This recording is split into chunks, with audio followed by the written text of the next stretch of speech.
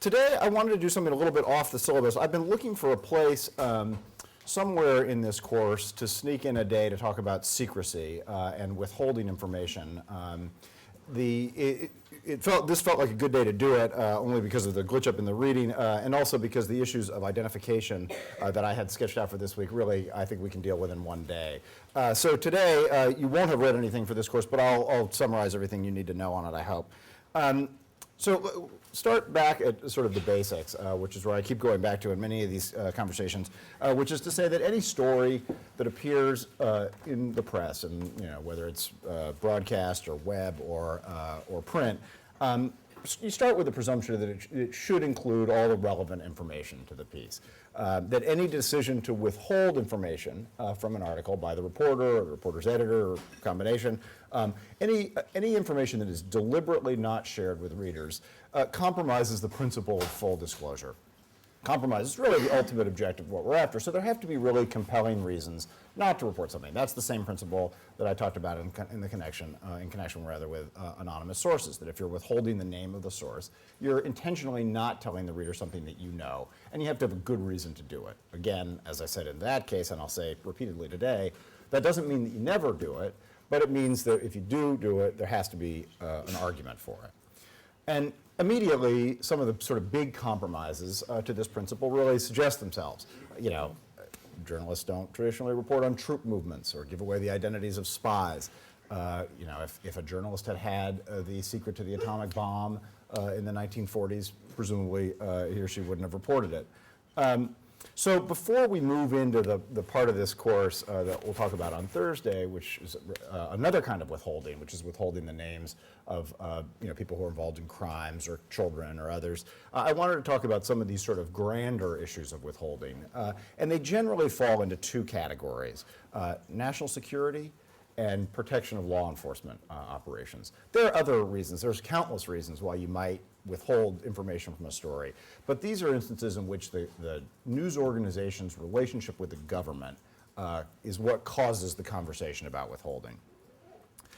And so I'm going to give you 4 examples of this today, but before getting into those, let me just start by noting, newspapers have a reason to exist. News organizations have a reason to exist, and that is, as we've talked about, to uncover and report the truth. But newspapers are also part of a larger society. And they are predicated on the idea that openness is inherently good for society. That bringing information to the attention of the public is informative and helps build the sort of basis for a democratic conversation. That sponsoring argument and having people debate the merits of whether it's a health care bill or a Senate race in Massachusetts or gay marriage in California or any number of issues, that by revealing information about those issues and allowing people to debate them, that ultimately that drives society to better conclusions. And that is why the First Amendment obviously protects speech and the free exercise of religion. It also specifically protects the press. I may have mentioned this earlier in this course, but the press is the only business that is named in the Constitution that receives a separate constitutional protection. You could argue that the protection of free speech would be enough to protect the press, because the exercise of speech is what the press does. The fact that the framers specifically carved out a separate protection for the press shows how much they valued this idea that openness and debate were important to society. Now, and it's also important to remember that when the framers wrote that language, they didn't do it because they were the beneficiaries of a kind of docile press in that era. The press in 18th century America was an extremely caustic set of newspapers. There was a huge amount of debate, a great deal of personal information, a lot of invective. This was not a sort of calm environment. So what the framers were protecting wasn't an easygoing press. They were protecting a press that would go out and get information, that would opine about it, and that would make people uncomfortable, frankly. And the framers, in writing the language of the First Amendment, were comfortable with that. In fact, as I say, they went so far as to give the press a separate protection for this business. All that said, there are some reasonable limits that, even despite the very emphatic language of the First Amendment, as I noted to you before, it's the rare amendment that has an absolute prohibition. It says Congress shall make no law Despite that, historically would have grown up are sort of a reasonable set of self-restraints, not government restraints on journalists, but restraints that journalists impose on themselves, sometimes at the request of the government, in order to, that are the outgrowth of a kind of thoughtful appraisal of the role that newspapers and news organizations play in society. And as I say, national security issues and law enforcement operations are sort of preeminent in that analysis. So today I wanted to go through 4 examples, 2 that are sort of historic, 1 that's contemporary, and then a 4th that I was involved in that's more local. So first, let me start with the oldest of the 4, and that involves an incident during World War II. As many of you will know or have studied, George Patton was one of the most aggressive and important generals in the American Army during World War II. He was considered by Eisenhower, who was the leader of the Allied forces, to be the best fighting general of the European theater. The American involvement in the war begins with the invasion of North Africa. That's a sort of middling campaign. It kind of fought to a draw. Ultimately, the Allies win, but it's a really difficult experience, a real training experience for American troops. So it's a very stressful period. Immediately after the invasion and ultimately conquest of North Africa, the Allied troops moved to invade Italy, first by attacking and conquering Sicily. So in August of 1943, the Allied invasion of Sicily was underway. It's the second of the 3 really great phases of the European war, the first being North Africa, second being Italy, and then the third commencing with D-Day. It was extremely difficult invasion, as anyone would be. It's a amphibious assault on Sicily. By August of 43, malaria was sweeping the Allied forces. There were bodies all on roadsides. Patton himself remarked on the stench of the bodies. So it was a grisly, grim period in this conflict. In the midst of that, General Patton visited an army hospital near Nicosia early in the afternoon of August 1st or 2nd, I forget which. There he encountered a private named Charles Cool. Doesn't matter, the name doesn't matter. He's a carpet layer from Indiana. He'd been in the army for less than a year. And he was sitting on a stool. And so Patton approached him and asked him where he was wounded. And his response was, I guess I just can't take it. He was nervous. Now, it turned out later that he had malaria and he had a fever of 102, but neither he nor Patton, or at least Patton didn't know that at the moment. So Patton then infamously in that moment took off a glove and slapped him with the glove. And he said, "You coward, get out of this tent," meaning get out of the hospital tent. A couple weeks later, Patton did it again at a separate army hospital under almost identical circumstances. So, this is a shocking act. He didn't hurt either of these 2 young men that he hit, but it was a shocking accusation to call them cowards, to order them out of a medical tent, and to strike them. Conduct clearly unbecoming a senior officer in the United States military. As a result, because Patton was such a flamboyant figure and this was such a public act, reports of his slapping of these soldiers rapidly circulated throughout the army in the area, and reporters started to hear about it because reporters were traveling with the army. There were specifically reporters from Collier's Magazine and the Saturday Evening Post both heard about it, and they went to Eisenhower, as I say, the commander of the Allied forces. Eisenhower asked them not to publish what they'd heard, and they agreed. They said, quote, "We're Americans first and correspondents second." And here's really the fundamental dilemma then that is posed to these journalists, which they rapidly acquiesced in, which is that Patton, as I said, was regarded as the finest fighting general of the war, at least by Eisenhower and by many people. But the conduct that he'd committed in now not 1 but 2 occasions was indefensible by any set of military rules. If Eisenhower relieved Patton for his conduct, he would lose a general, and arguably, if you talk about in kind of the grand moral equation here, if you believe, as Eisenhower did, that relieving Patton would prolong the war, it might cost hundreds, thousands of people to die. So there's some moral equation that suggests there's something sort of just intrinsically wrong with allowing hundreds or thousands of people to die because 2 people got slapped. On the other hand, if he doesn't do anything to Patton, he's in effect sanctioning the right of a general to behave abominably toward his own troops. And Eisenhower, by the way, considered it abominable behavior. So it's not that Eisenhower was trying to protect him. So, but they do. The reporters do agree to withhold the story. And Eisenhower uses that time in which they are not writing about it to take action against Patton. He orders him to apologize to his troops. He berates him. He sort of dresses him down. So that by the time the story does come out, and it eventually did come out, of course, the fact that I'm telling you about it suggests that it came out, he was able to respond by saying, yes, it already came to my attention. I already took action. Patton's been disciplined. I'm not relieving him from command. We're going forward. So in effect, it allowed Ike to achieve his strategic objective, which was to keep Patton in the fight. And it did so because the journalists agreed to this request. Not an order, but a request. So I guess where I'd like to pause, and I'd like to do this at the end of each of these little case studies today, is ask you what you think of that. Whether that is a reasonable accommodation for a national security interest. Is Patton's behavior and the reporting on it, is it properly thought of as a threat to national security? Or should the reporters have just reported it at the outset?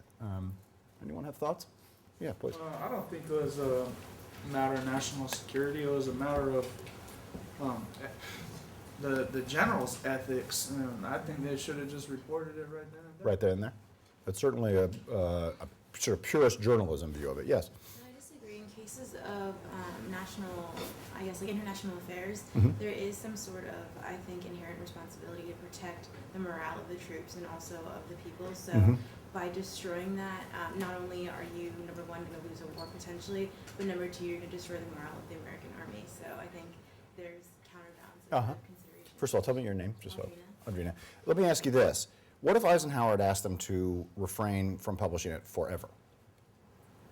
I think with refraining from publishing it forever would be almost withholding the truth because the incidents did happen. But I think there's a certain sensitivity that we need to have in terms of not national security, but perhaps our national morale or our national, I don't know, patriotism or however you want to say it. Okay, fair enough. Yes. The way I see it is you have to look at issues like that on a case-by-case basis. And in this case, what he did was, was awful, but it was just he slapped two soldiers. He didn't kill two soldiers. He didn't, So it's the gravity of the offense then that would dictate it for you, okay? Yeah. I feel like if you think about it in context of today with all this stuff about like post-traumatic stress and all that stuff, though, like something like this wouldn't fly. You'd want to catch somebody that's, psychologically abusing their soldiers right away. So that, And there is an argument that Patton himself could have been suffering from some kind of post-traumatic stress. He was an extremely flamboyant, very odd character in many respects. But this behavior was so aberrant that there is another question raised by all this, which is that if Patton's losing it, reporting it might get him out of the field. You might do a service to the Army. Now, again, we have a lot of hindsight to look back on, but you're right, post-traumatic stress sort of overlays this whole incident. Yes? So this was in the middle of their invasion of Sicily, correct? And so I can definitely see where Eisenhower's coming from in that he doesn't want to have any turmoil whatsoever, giving the other nations a signal that there's a sign of weakness within the ally unit. So I think that it's fine for his request. As far as your question as if he can report it later or not, I think that it's fine that they reported it later because it wasn't in probably the peak of the war, I'm guessing, and it's not going to show the others that there's any weakness with it. Actually, I should have made that clearer. It's reported just I think it's a month or so later. So it is still in the midst of the war that it's reported. The key thing that happens in between the incident and the reporting of the incident is that Eisenhower disciplines Patton. So that by the time the incident is reported, he's able to say publicly, yes, I know about it. Yes, I've dealt with it. I think it was abominable too, but it's done. And then it still doesn't show a sign of weakness. That's what Exactly, right. Yes, over there. I think there's something else that needs to be considered. I agree with what Eisenhower did. I think in the situation, keeping the information from the public was actually for the better good at that point. But if you're looking at the information, I think this is something, how useful is it to the American public to know that Patton slapped someone? I mean, What if Patton's having a nervous breakdown? that's... And what if the slapping is the evidence of the nervous breakdown? And I'm not saying that he was, but if you're a reporter who sincerely believed that, if you believed that a senior American officer was suffering a nervous breakdown in the middle of battle, and Ike asks you not to report it, what do you do? I mean, I think in some situations, they should have told that to Eisenhower when they were talking about it and discussed it with the president first. I feel like that, I mean, I don't know how feasible that is talking about. I mean, communications are probably, in those days, were probably such that would have been difficult, but as far as I know, no one had that conversation. Yeah, I mean, the conversation can be had, but if it's not the nervous breakdown, I mean, if it is, then that's a discussion that needs to be had between the two of them. But if it isn't, then, I mean, all the information's gonna do is maybe change the general public's opinion of Patton. It's not really gonna be anything useful to their daily lives. It's not something they need to watch out for. It's not affecting the war and how people, and who's dying. I mean. Maybe, you're right, probably not, but maybe. I mean, again, it's hard to know. You're right, public opinion won't presumably make the decision about whether Patton keeps his job or not. But if you had a child fighting under Patton, you might be interested in knowing this, and you might feel like you had a vested interest in it. Yeah? I was just gonna say, on the nervous breakdown part, like, I think that goes back to the journalists being like, trained, or they like psychologists. Oh, interesting. It's like an extreme circumstance. I'm pretty sure there's things going on they really don't, they don't know the ins and outs. So the only thing I would say Right. is that they're gonna have to send somebody in to evaluate that.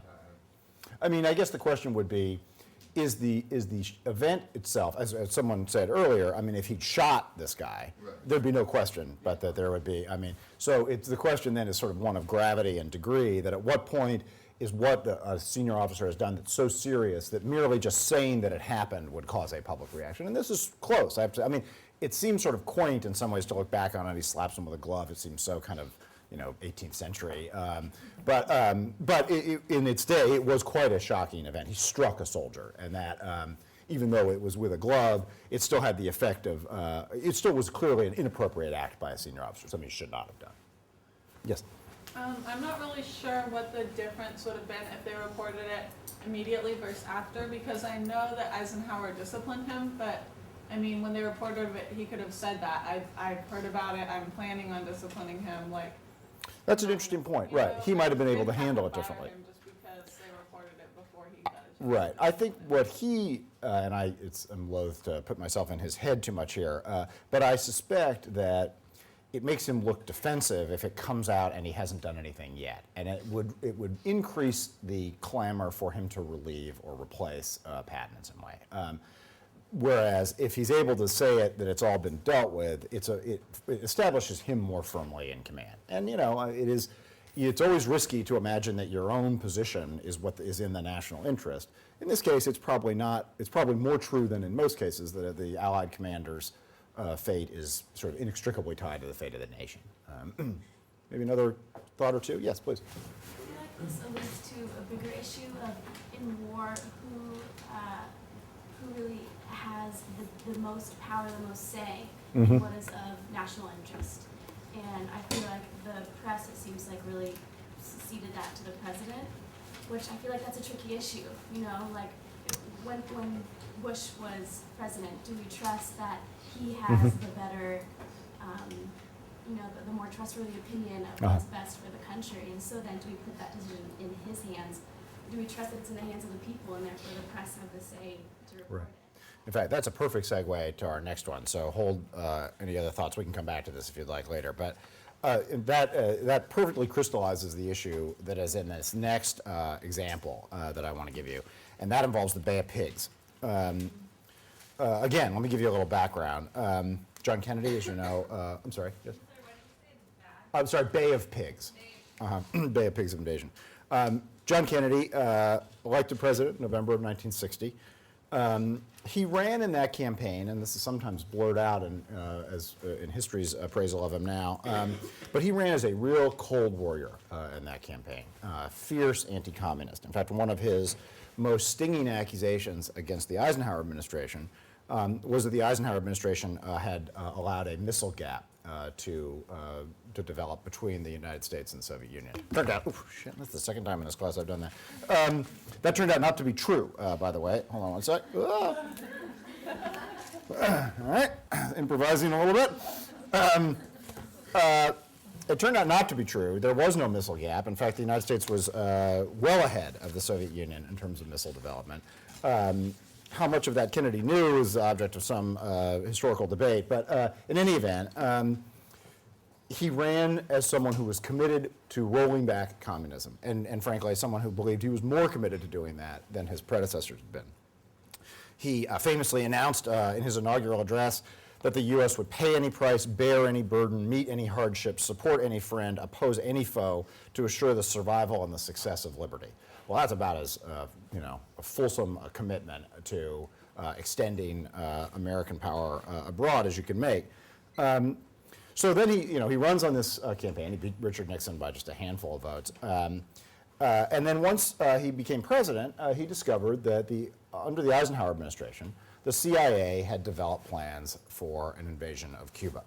Not an American invasion of Cuba, but it was a plan to train Cuban dissidents, opponents of Castro, and allow them to sponsor an invasion, presumably with American support, either logistical or air support, or exactly how much support the U.S. promised is debated still. This, by the way, just as an aside, was very much meant as to try to replicate what the Eisenhower administration had done successfully in Guatemala, which is where it sponsored a rebel group that overthrew the Guatemalan government in 1954. So Kennedy comes into the presidency and he discovers this plan. Now, this plan has never been authorized for, the invasion itself had not been authorized, but the planning for the invasion had been going on for some time. Because the training and planning had been going on for a long time, people knew about it. And in fact, because it involved this group of Cuban dissidents who were actually going to carry out the invasion, their families in Miami knew about it, their families, many of them in Havana knew about it. So this was something that while it was a secret plan, it was known to thousands of people. And in fact, among the people who it became known to were an editorial writer at the Washington Post who heard about this, who covered Latin American issues, heard about it, and wrote a piece for the New Republic. Why he was writing a piece for the New Republic when he worked for the Washington Post, I'm not totally sure about, but set that aside. The White House heard that the piece was being worked on, talked to the publisher of the New Republic, and asked that he kill the story. He did. Then, because again, a lot of people knew about this planning, other reporters were hearing about it too, and one of those happened to be a guy named Tad Zulk, who was a reporter for the New York Times. And Zulk, similarly, talked to people in these various emigre communities and elsewhere, and developed a very specific story for the New York Times. It was, I think it was submitted on April 6th. It was either submitted on April 5th or April 6th. In any event, it was scheduled to run in the first week of April in the New York Times. It said that the CIA was behind these plans, and it named the day that the invasion was scheduled to take place, April 18th. The paper was being laid out that night. It was a banner headline in the paper. And some editors in New York began to get nervous about the piece, about how much it revealed about these plans. The New York Times, you should also know, as sort of an aside, was being accused in its reporting about Castro of having been too sympathetic to Castro. So some editors became concerned that this story would run, Castro would then beef up his defenses, and the New York Times would be accused of propping up Castro. So they asked my first boss, although this is many years before I met him, but Scotty Reston, who was the lead writer in Washington, the lead government writer in Washington, they asked him if he would check out this story that another reporter had written. So Scotty had better sources than anyone in Washington, and he was able to reach the director of the CIA at home, Allen Dulles. Dulles asked Reston, first he asked for the story not to run. Reston basically said that was not his call, that was going to be in New York. Then what Dulles said is, if you run something, please leave out the date and don't mention that the CIA is involved in the planning on this. So the piece did run. The Times did what Dulles suggested that it do. It did not kill the story. It ran on the front page, but it ran under a much smaller headline. And it did not include the date, and it did not include any reference to the CIA. The invasion did go ahead. In fact, it went ahead on April 16th, so Zulk hit it almost to the day. And it was a fiasco for a variety of reasons, and we won't get into a whole conversation here about the Bay of Pigs, but the United States was unwilling to provide air support for this mission because they were afraid that it would reveal United States involvement in it, which it would have. As a result, these rebels landed in a swamp, got sort of stuck in a swamp. Contrary to what had happened in Guatemala in '54, where the regime just sort of lost its nerve and crumbled, Castro responded very forcefully. The vast majority of these folks were either killed or captured. Then, just to make insult worse for the New York Times, to add insult to injury, is that in the aftermath of the whole thing, Kennedy then said, maybe sarcastically, but it's not clear, that he wished the New York Times had run the story that he and the CIA sort of squelched, because he believed that if they'd run the story, then he would have had to cancel the invasion, and it wouldn't have reflected so badly on his administration. It was a really big blight on the administration early on. So, again, to the kind of crucible question here, was Kennedy or Kennedy/Dulles, the CIA, were they right to ask that this story be altered or killed? Was there really a national security interest at stake? And was the New York Times right to make the changes in the story that the administration asked? Yes? I think about the date, that definitely should have been taken out because that completely ruins any plan that they might have had. But the part about the CIA being involved, I don't see why they should have taken that out. That was kind of a protection to the government, but not like in terms of national security, just they didn't want to be, they didn't want to be considered involved, it seemed like. Right. I mean, I should clarify there that taking the reference to the CIA out also, in effect, takes the reference to the American government's involvement out. So then, what the administration wants this to be perceived as is a spontaneous uprising by Cuban dissidents to retake their government, not as an American-backed effort to overthrow Castro. And so identifying the American government's role in it then changes the story from one of uprising to one of foreign-sponsored invasion. So there is a key difference, which doesn't negate your point, but just to be clear on, that's, I think, why they were concerned about But it. I think they shouldn't have been planning to do it. I mean, I feel Well, like there's that, they're, right. they're lying if they. There's no doubt about that. They were certainly lying, yes. Yes? I think it's really hard to say that, like, I actually disagree, because just from that context, like, the American government at the time was really concerned about communism in the Latin America, like, community, and so I think that with the idea of, like, the Cold War and everything that was going on in that context, it's hard to say, like, you shouldn't protect a national security interest, because at the time it was considered a national. There is no question but that the presence of an avowedly communist regime 90 miles off the coast of Florida was deeply upsetting, not just to the Kennedy administration, but to the American people generally. And of course, flash forward, and we won't do a whole discussion of the Cuban Missile Crisis here today, but not long after this, there was probably the closest that the world has ever come to an actual nuclear war involved Cuba and the willingness of Castro, in fact, the eagerness of Castro to house nuclear weapons, again, within striking distance of Washington at that point. Who else? Who else thinks that, was the New York Times right to pull back on this or not? Yes. I think they were also. I agree with her that it was a matter of national security, and you have to also remember that the United States, like, we're always involved in all these. We did the same thing in Afghanistan too, to where we trained our people to invade Russia, and I mean some things you just have to keep quiet. I mean, we have all kinds of covert operations going on, and this was one of them. And if you find out, like, something that was obviously supposed to be top secret, then that is what national security is all about. And what if, and this goes back to someone's earlier point on the president making these kinds of determinations, as you were saying earlier, what if the president uses his or her power, his power, I guess up to this point, to improperly label things top secret? So the president now, let's say the president is engaging in illegal activity. Let's say, for instance, that this had not been a plan to invade Cuba, but a plan to assassinate Castro. If you're a journalist and you find out that there is something illegal being planned, does that change the question of whether you're still obligated to honor the national interest as defined by the president who's committing the illegal act? Think on that for a minute. Personally, I Yeah. think it's. I mean, being a reporter, I mean, I've never been in that situation, but I would think it would be very hard to just flat out disagree if the president personally asks you to do something. It's extremely difficult. So I don't know. Yes.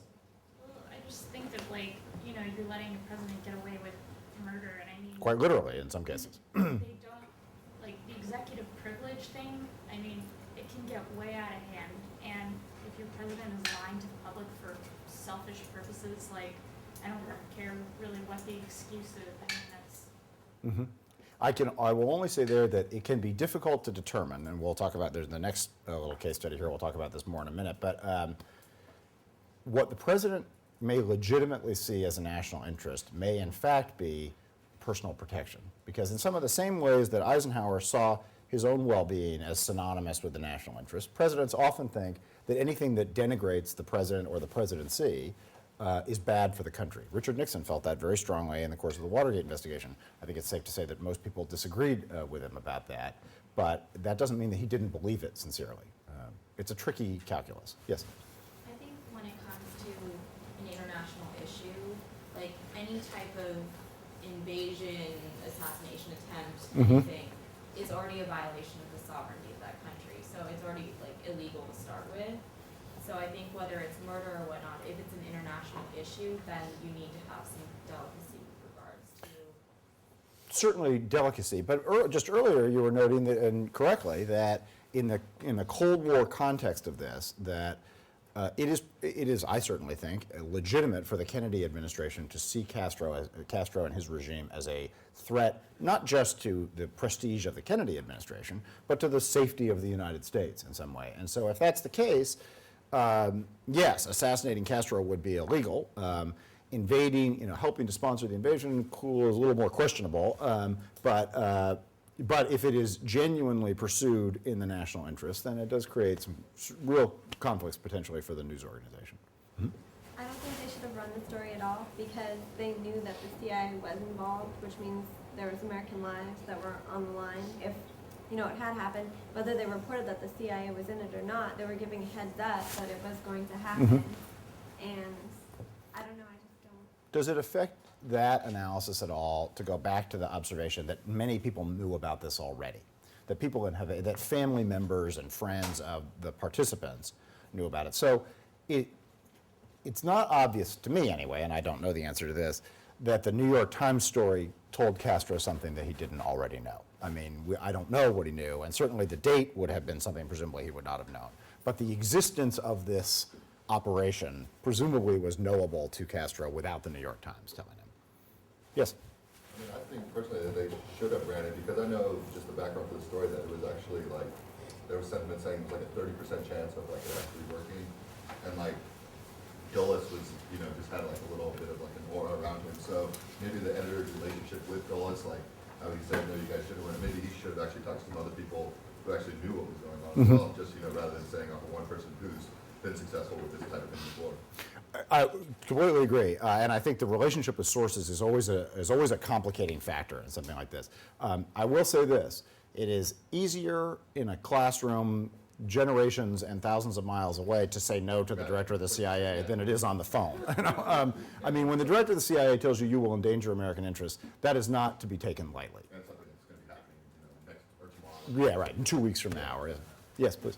I think the date should have been omitted, but the fact that they withheld the information that CIA was behind the act was in a way putting the people who are helping America responsible for what they're actually helping America, but yet CIA was not taking the responsibility, and in that sense, I think they should have put down the CIA's responsibility. I will, again, not to disagree with you, but just to note, while it is certainly true that many people view this as these dissidents doing the business of the United States, doing a favor, or doing a chore for the United States, it is also true that the CIA believed that it was helping them do something they wanted to do, which is to go back and retake their country. So the question of sort of who owes who in this is not all on one side. I mean, it's a complicated question. Please, yeah. No matter whether who owes who, is still collaboration between the two. So No question about it. truth should have been told. Right. Very good. Yeah. Back to your point about whether or not Castro already knew about this, it's the difference between, I think,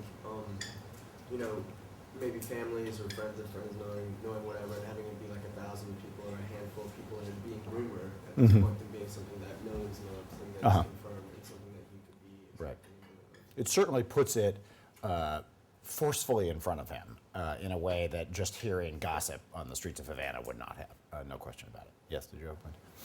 I think it's definitely a hard call because even though I'm definitely all for the press really investigating and catching the political system in tizzies and stuff like that, it's just like you said, the journalists today, they're not in beats, they're not as educated, I guess, in all certain areas. So I think it's really important for the reporter and the editor to really consider where is the president coming from, where is the CIA coming from, and really kind of understand that those people actually might know something more than they do. Right. In this case, you probably had the most experienced and thoughtful combination of reporters and editors imaginable for this. As I say, it is no small thing to have the home phone number of the head of the CIA to be able to check with him. So that suggests a level of experience and competence that might not be the case in other instances.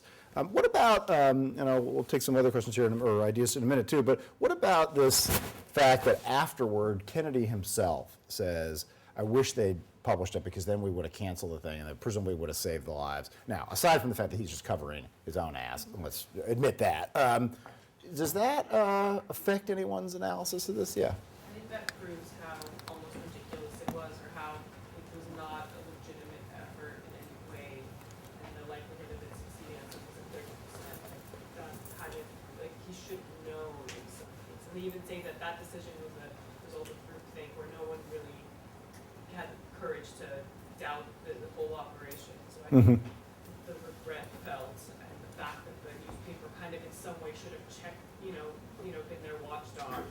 He's like a teenager that gets in trouble, kind of wishes their parent had enforced something against them. That's a good analogy. Yeah, I mean, the reason I think, and again, I don't want to put too much emphasis on my own interpretation of what the president was doing, but I think it's clear that one of the reasons why the administration did go forward with it is that they had seen in two instances, particularly in Guatemala in '54, that a kind of very small ragtag army with a very limited amount of American support could rattle a regime so much that it would fall and, poof, the United States dispensed with a regime that it perceived as unfriendly in Guatemala. This had also happened, by the way, in '53 in Iran, where a very modest American CIA-led effort overthrew the regime of Mossadegh in Iran. And so there was a sense of kind of invincibility of the CIA in those days because they had this string of kind of remarkable successes. As a result, this may have seemed more plausible on the drawing boards than it was. It was particularly, as I say, modeled on the Guatemalan experience, where I think the United States supplied 4 planes to Guatemala. They tossed, a few bombs out of them just to create a lot of noise in Guatemala City, and the regime kind of cracked and freaked out. So there were very few casualties, no American casualties at all in Guatemala, nor at the Bay of Pigs. And so to what may seem to us ludicrous now in retrospect did not seem at all ludicrous at the time. Yes, Trevor. Yeah, I think Kennedy's admission that it might have been a good idea for the Times to report it afterwards. It's like something that his press secretary might have reported. But, it seems calculated to make the New York Times just feel like shit, basically. I mean, it's like, what are you going to do? We did what you told us to do, and now you're telling us we did the wrong thing. Yeah, but I'd also be curious to see how the reporter wrote the story, how he phrased who was behind it, because in a way, it's almost misleading the reader to say to not mention the CIA and mention someone else. I should have brought a copy, but yeah, I'll bring a copy. Yeah, right. Indeed. Yes. Yes, please. Yeah. Sorry. I feel like in some respects that kind of comment kind of reflects the lack of authority and power he had within that project. Because for someone to say like, well, I wish you did go ahead and say that, kind of shows that he did have doubts about it, but he didn't have enough reason to stop it. It's interesting, right? If someone else had pointed out the problems in the plan, maybe that would have persuaded him the other way. That's a good point. Yes. Well, I don't know that that's like something you could ever use again, because what if it had worked, like even if there's only a 30% chance, like there's a lot of risky maneuvers that we've taken in the past that have paid out, like the Guatemala thing, like had they supposedly found out about that, like I feel like he wouldn't have said that then. He would have been like, oh, it could have worked out really well, and the New York Times would still be in trouble, so it's kind of a catch-22. You could be sure that if the Bay of Pigs had succeeded in overthrowing Castro, that he would not have chastise the New York Times for running the piece or for scaling back the piece. The Kennedy administration would have been happy to take full credit for the overthrow of Castro. Anyone else? Yes. I just feel like it's really wrong that the United States government finds it acceptable to like overthrow governments but be not a part of it, like to separate themselves from it, because I don't know, I feel like, yeah, it could have been the rebels that wanted to overthrow them and we were doing them a favor, but we're the ones with more power, and therefore I feel like it's our responsibility to, if we're gonna help them, to actually help them and put our name behind it, rather than, you know, try and keep our feet clean, but still, you know, secretly hope that they're gonna overthrow them and secretly. Yeah, I mean, that opens up a whole other can of worms, which is the sort of place of covert action, and specifically in the Cold War context, which is that, and I won't go too far down this path because this is the research I'm doing for my book on Eisenhower, which is that Eisenhower really did believe that the safest, the most productive way to safeguard the long-term interests of the United States was to deter a large-scale war with the Soviet Union or with China by threatening the use of nuclear weapons, but then to roll back communism where possible through covert action. Now, that's a giant morality play to sort of get to the question of whether that was the right thing to do or not. The one thing you can say in defense of it is that it did work. As many acts as there are within that drama that are objectionable, in the end, the Berlin Wall does fall, and sort of democratic principles do prevail. That's a very much an ends justify the means kind of analysis of it, though. Along the way, there were a lot of nasty confrontations. And again, I won't bore you with all of this, but if you look at the Mossadegh case in particular, what the United States did to safeguard its interests in Iran also had the effect of stimulating, and to this day, helping to fuel radical Islamic unhappiness with the United States. So it helped to win the Cold War, it helped to antagonize an entire part of the world. What's the moral equation there? Well, let's leave that to another class. That's a hard one. Let me move to the next example that's a little more contemporary, but still bears on this kind of fundamental question of the government's ability to decide what's in the national interest and the responsibility of the news organization in that instance. And that involves some coverage that the New York Times did in the aftermath of the 9/11 attacks. Soon after the 9/11 crisis, and unbeknownst to the American public, President Bush signed an executive order, I believe it was an executive order, authorizing the NSA to monitor cell phones and emails in order to identify what were called dirty numbers connected to Al-Qaeda. This monitoring was to be done without search warrants and was to include some number of people within the United States, some American citizens in the United States. Now, the NSA has historically been prohibited from spying on Americans. There is something called the FISA court, and again, I don't want to get into a whole conversation about this, but it is a court that is quite freely authorizes warrants to be used in those instances where the American government determines that there is someone in this country that they want to look at. So it provides for a warrant. This, as I say, this order was made in secret, and some of the officials who were aware of it, either at the time or who became aware of it as it was used, as the power was used, were concerned about whether it was legal. It obviously has implications for the privacy of those people whose numbers came under the scrutiny of this program. It has, there are constitutional protections that all of us enjoy with respect to the privacy of our communications. That privacy can be overridden by a judge who tells a prosecutor or an investigator that there's probable cause to seek a warrant. But the administration in this case was evading that whole process of seeking and receiving a warrant. Now, so I don't know how many of these officials there were who were concerned about this, but some number of those officials shared their concerns with the New York Times. These are people in the government who thought that this was troubling. There were some briefings of members of the various congressional oversight committees, some of whom repeatedly also had concerns about the program. At a minimum, this seems an important matter for national discussion, but it's obviously a secret program, so it's difficult to have a national discussion about something that's secret. The fundamental question, as with so many things in the aftermath of 9/11, was how far may the government go in suppressing or evading civil liberties in order to protect the country against a legitimate threat, that of terrorism. This provided a particularly, pointed example of that conflict, but one that was not, in fact, publicly discussed because of the nature of the program.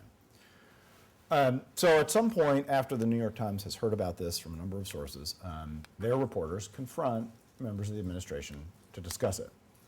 The administration, in effect, confirmed the existence of the program, but asked the New York Times not to publish a story about it. The New York Times agreed not to publish it and held what it knew for over a year. Then in December of 2005, it did publish a story that led as follows.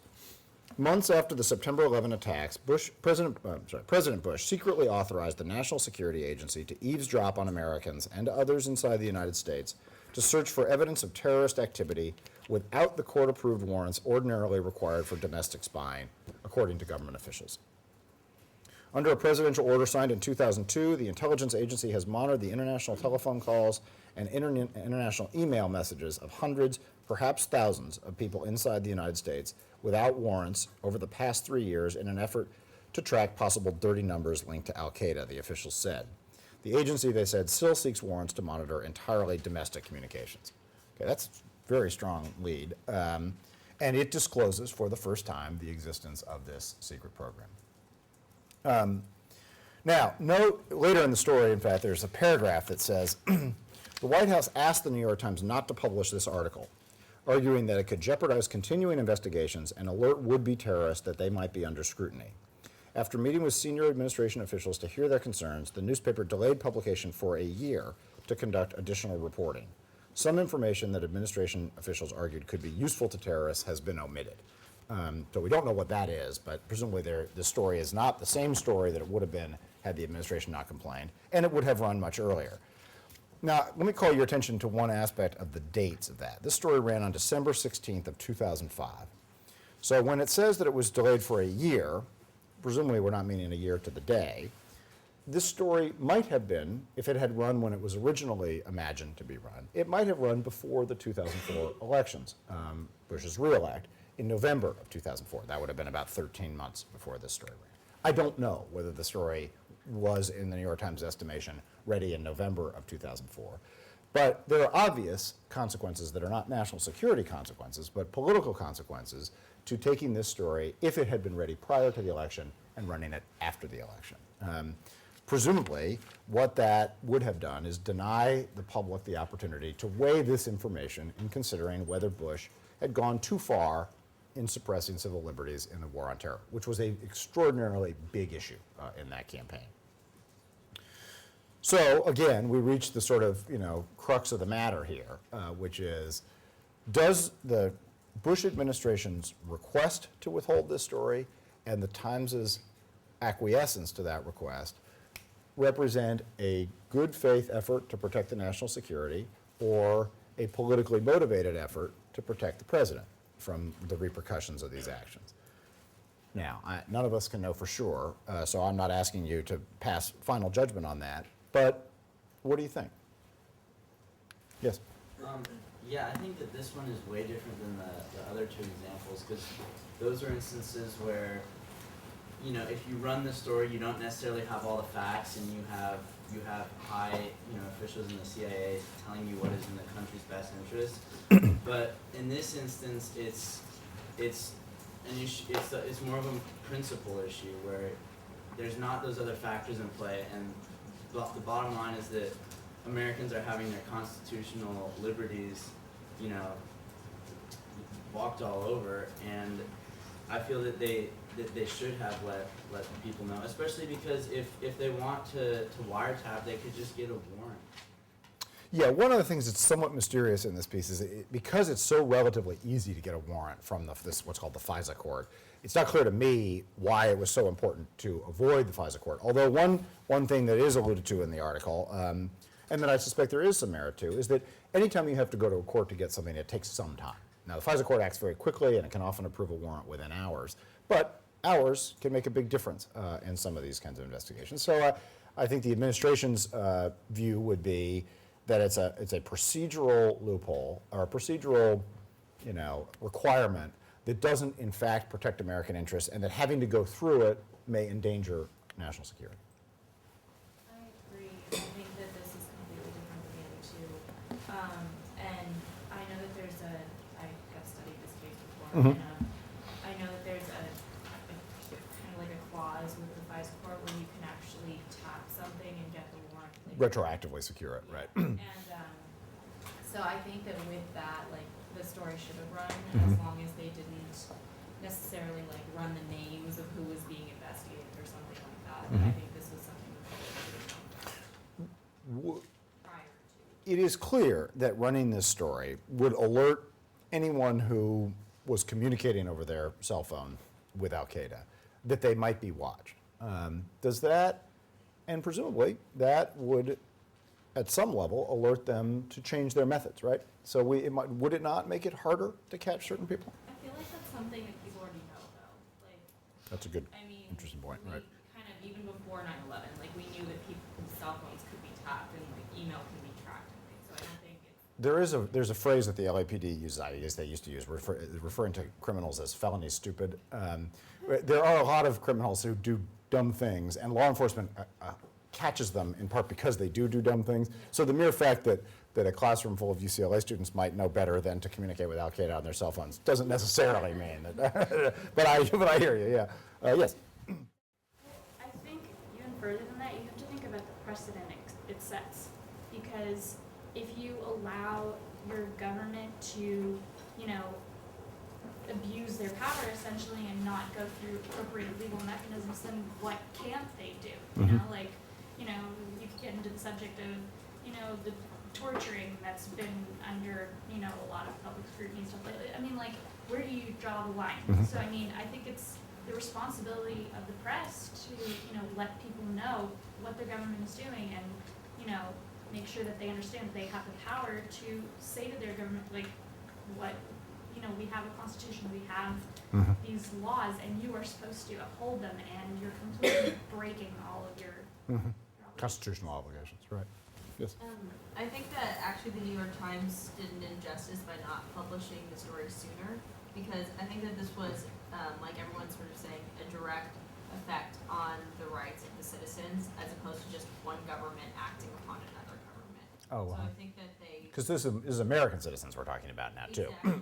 So I think when we go down to the fundamentals of the, need to deliver and uncover and report the truth, I mean, I think that the Times should have run the story sooner. Now, in fairness, I'm sure that over the course of that year, that the story became a much fuller story. I don't know what story they were prepared or interested in trying to run a year earlier, so it's hard to compare it against the abstract. But assuming that there was something substantially similar to this story in time for the election, there's no doubt that it would have had political consequences. Yeah. I think we also need to take into consideration how concerned America was with catching terrorists and protecting ourselves from terrorists, because I think it's kind of easy to say now, oh, we should have reported it then, but I mean, our opinions have changed. And there's no way of knowing, in all honesty here, there's no way of knowing, had this story run a year earlier, if there was not some terrorist out there who had never thought, maybe I shouldn't be talking on my cell phone, who then tosses the cell phone away and communicates some other way and goes on to blow up a building. And that's a lot of responsibility to have on your shoulders if you're a reporter who alerted someone to change their methods in such a way that they could do real harm. Yeah. Well, I think what it caused the hellstorm that we see now, I think, like somebody said, it sets precedent, and it's step after step after step. But immediately following September 11th, we all know the mood of the country, how we understood things. And you allow the Patriot Act to get passed in, I don't think that would happen now. So I don't think it would have been really that big of a deal.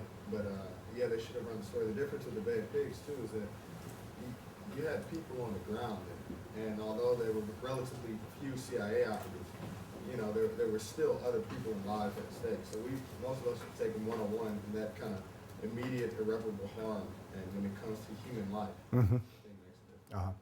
Now, let me add to, after this story ran, in 2006, a second story by the New York Times that was actually, there were very similar stories that ran in the Washington Post and the Los Angeles Times too, revealed that the government was monitoring financial transactions of suspected terrorists in order to try to establish their links. After that piece ran, the lid just boiled over on the right with anger, less toward the LA Times and the Washington Post, but quite vociferously with respect to the New York Times. In fact, there was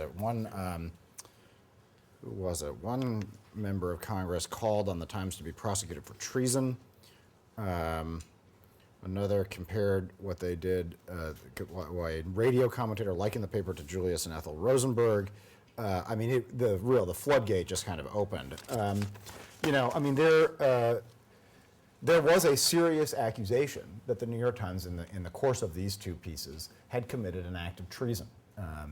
That we are at war, that this is information that is helpful to the known enemy of the United States, and that it makes it easier to attack Americans and therefore makes America more vulnerable. As I say, that reaction is sort of to the combination of the two pieces as opposed to one or the other.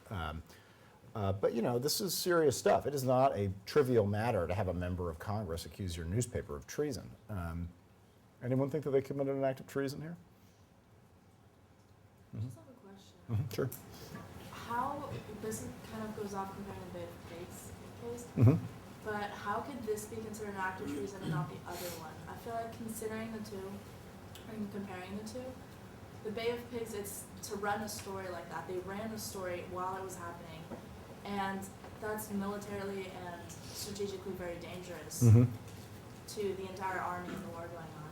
And then in this one, they ran it later when really I feel like there was less at stake for that one, is to let people know about their personal rights. And then they call this an act of treason, when really I feel like leaking, even if they didn't say it was a CIA, but leaking a military strategy is somewhat an act of treason. I mean, I think there is no question but that the New York Times went to great lengths to accommodate the administration on the initial piece anyway, on the eavesdropping piece. Holding a story for a year is a big thing. I mean, that's a lot of information to not be disclosing to the public for a very long time, particularly if it crossed the election season. So yes, I think one of the logical questions to anyone who would accuse the New York Times of doing this out of some treasonous motive would be, if they really wanted to commit treason, wouldn't they have run it earlier? And that paragraph that I read you, that it indicated that there's certain information that they withheld at the request of the administration, also suggests that they are not trying to ignore legitimate national security interests. They are trying to accommodate while still honoring the notion of disclosing what they know. Just out of curiosity, did these stories break before or around any of the time that the information was starting to come out about the war and all of the info that came out, like the WMD? You know what? I'd have to look back and compare them. But let's face it. After the very initial months of the war, things sort of deteriorated. So yes, these certainly all come at a time where confidence in the war is eroding. Where it comes vis-a-vis Abu Ghraib or some of the other benchmarks of the war, I don't know. I was just thinking that maybe that is one of the reasons that the right wing backlash kind of started coming to. Yeah, and this again is sort of off the point, but it's very easy for candidates to run against newspapers. Newspapers can't really fight back in the way that candidates do. So this actually came up in the very closing months of the 2008 campaign, where the McCain campaign accused the Los Angeles Times of withholding a tape that would have revealed Obama making inappropriate remarks at a dinner. It was a complete sideshow. They knew the story had run 6 months earlier. They just raised it at the end because it was easier to run against the LA Times than it was to run against Obama. Any last thoughts on this? And then I'll move to the last example here. Anyone else? Okay. The last one is a far less grand one, but one that I can talk about a little personally. In 1992, this city had just gone through arguably the worst episode, certainly in its modern history, which was the LA riots. The riots, as some of you will know, were an outgrowth of the beating of Rodney King. King had been was drunk. He was he was driving fast. He got pulled over first by CHP, and then ultimately the LAPD took over the stop. He tried to run. He was tased. He was beaten. He had his eye socket broken, his ankle broken. Sorry, I covered this case, so I remember it in great detail. But King was the officers who beat King, 4 officers, were charged with assault and tried in state court. Their trial was moved out of LA County because they argued there was too much publicity in LA County. The videotape by then had circulated internationally. I skipped one step, which is a guy named George Halliday was testing out his new video camera and happened to capture most of the beating. It took place up in Lakeview Terrace. They were tried in Ventura County, the 4 officers, and they were acquitted on all but one count that the jury hung on. That was in April of '92, and it's an understatement to say that news was not well received here in Los Angeles. The riots began that afternoon in different parts of town. By late that night, the city was on fire in several different places, and for several days it was really chaos. Dozens of people died. There's untold property damage. It left a lot of tension in its wake. Racial tension throughout the city. There was a lot of violence between African Americans and Koreans. There was a lot of violence between in various different minority communities and various different combinations. There was also other kinds of tension created and exacerbated by it. It left a very deep feeling of distrust between the Los Angeles Police Department and the leadership of the LA Times. It also left a lot of tension between the LAPD and the FBI. And that's because the FBI, after the riots, the officers were charged again, this time in federal court, and they were charged with violating King's civil rights, which is a separate offense from an assault. And there was a big debate about whether that constituted double jeopardy, but again, setting that aside. But it was importantly in the law enforcement community, it was the FBI that was the investigative agency that was developing the case against the LAPD officers for the civil rights violations. It's a federal offense, and the FBI does that. So with all of that going on, and an extremely unstable and in some cases really a violent community in LA, I was covering law enforcement at the time. And I learned through sources on a combined task force that used both local police officers and FBI agents. I learned of a huge drug trafficking investigation that was underway. And it was specifically looking at what law enforcement believed were middlemen drug dealers that were acting as intermediaries between Mexican drug lords and street gangs in Los Angeles. One of the suspects was a baggage handler for Delta, and they believe that he was using his position at Delta to avoid security checks. Anyway, to make a long story short, I worked on this story for a while and believed that I had a good story to write about the existence of this gang and the federal effort or this group of people and the federal effort to uncover them. When I started calling for comments on that, a top law enforcement official, who I won't name here, called to say, essentially, yes, the story's correct, but please don't run it. Because if you do, you'll spoil our investigation, and we've been working on this for years. Now, immediately, there were some questions that I had and that editors had, which is, was this an attempt really to preserve the integrity of the investigation, or was it part of this tension between the FBI and the LAPD, that one agency wanted credit as opposed to the other, and they wanted the story sort of shaped around them, because it was going to be a big deal. This official who talked to me, I referred to the editor of the paper, and it was this official's view that we should not run a story until a criminal complaint had been filed. The criminal complaint is what lays out the government's case against someone who's been arrested. And there generally, and in this case there were 2 phases, which is that warrants are usually secured, arrest warrants. People are then arrested, and then there's a complaint filed, and the complaint is used then to charge them. It results in an indictment, and they are charged with federal offenses or local offenses, depending on the case.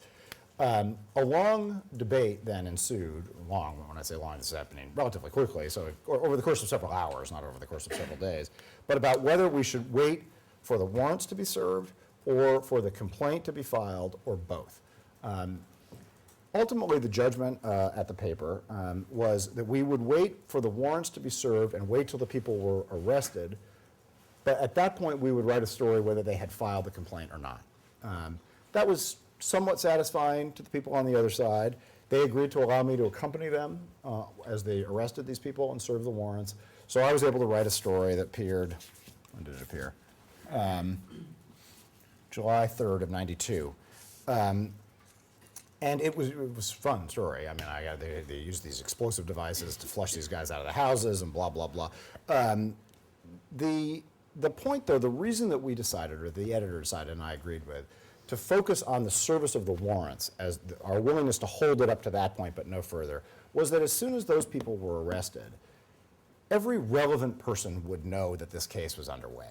It's true that the public generally wouldn't know, but if you're part of this group that's accused of doing this drug dealing, once some members of your group are getting arrested, you no longer, it was our view anyway, that there's no longer any secret to keep from the group. At that point, the only people you're keeping the secret from is the public. So we did, and in fact, when they made the arrest that day, there was one suspect that they did not catch. And we noted that in the story. To be honest with you, when I was going back to prepare for this class, I was reminded of that. I don't know ultimately what happened to him. And that was their fear, is that if we wrote too soon, that suspects would flee. Again, looking back on it, reasonable people can disagree about whether it was too soon to run a story while there was still a person at large. It's my own view, anyway, that because all the other suspects in this case were taken that day, that this person would have known anyway whether we had written a story or not. But it did involve essentially the same ingredients as all the other cases, although on a local level, not on a national security level, which is that it involves an official asking for a delay, not an official denying the truth of a piece, but asking for a delay or a killing of the story altogether, and then an analysis within the news organization about whether we should do that or not. And one of the questions, and I'll just skip to the end here because we're running out of time, but one of the key questions that has to get asked in a situation like that, and I've alluded to it a couple times, is who is the secret being kept from? In the case of the Bay of Pigs incident, one of the reasons that I'm sure that the New York Times felt that it should run some kind of story is that so many people in Havana and Miami seem to know about it already, that they weren't disclosing something that was a tightly guarded secret. One of the questions that I know that we went through in this case was, once these arrests are, as I mentioned, once the warrants are served, once the arrests are made, is there any secret left to keep from the suspects? There's it's often remarked on that there's the so-called secret bombings of Cambodia in the 1970s that Nixon authorized secretly. Well, it was no secret to the Cambodians that they were being bombed. It was a secret to the United States that we were authorizing that bombing. But the question then becomes, are you keeping the secret to protect the prestige of your agency, to protect your political position, or is there a genuine public interest at stake? What I can tell you in the case of the police incident that I was involved in is that we did agree within the newspaper that there was a genuine public interest in us not disclosing an investigation before people were arrested. I mean, our biggest fear, frankly, was that if we ran a story and then they went to serve these warrants, that they would find people who were waiting for them, who were armed inside, and that there would be people killed. That is such a compelling interest that we were willing to hold off the story to protect that interest, but not to protect it further so that one agency might use the delay to, establish its prestige over another agency. These are hard calls, and there are no absolutes in them. But I would submit to you that analysis is the one that's ultimately most important, which is how long do you have to hold something to protect a legitimate public interest? Once that interest is protected, then my argument would be to publish as quickly as you can. We have time for a question or two if there's any more.